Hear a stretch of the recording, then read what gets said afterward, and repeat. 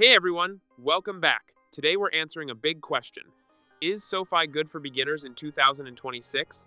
We'll break down ease of use, fees, features, and whether it's a smart choice if you're just getting started with online banking or investing. If you're new to banking or personal finance apps, you want something simple, low cost, and not confusing. And that's exactly where SoFi shines for beginners.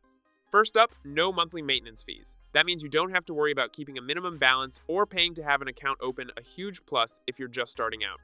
SoFi's checking account earns interest around 0.5% APY, which most traditional banks don't even offer. You also get access to fee-free Zelle transfers and over 55,000 fee-free all-point ATMs, so managing everyday money is easy and cheap. Just keep in mind that cash deposits are limited and can incur a small fee, which is one of the few downsides if you still deal with cash often. For your savings account, SoFi offers up to 3.3% APY if you meet simple requirements like setting up direct deposit or maintaining a certain balance. If you don't meet those, you still earn around 1% APY, which is decent compared to the national average.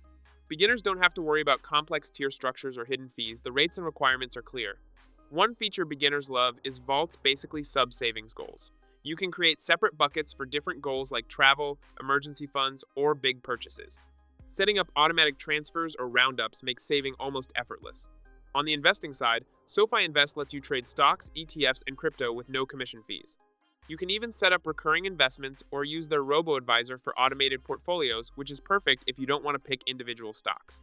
For beginners, having both banking and investing in one app keeps things simple and encourages consistent saving and investing habits.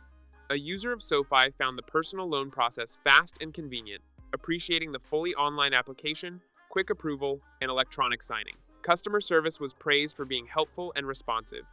However, delays can occur if emails for signatures aren't checked promptly, and some users may prefer more direct human interaction.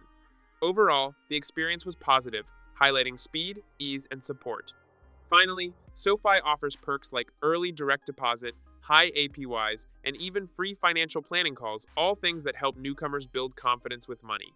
SoFi is a very strong choice for beginners in 2026.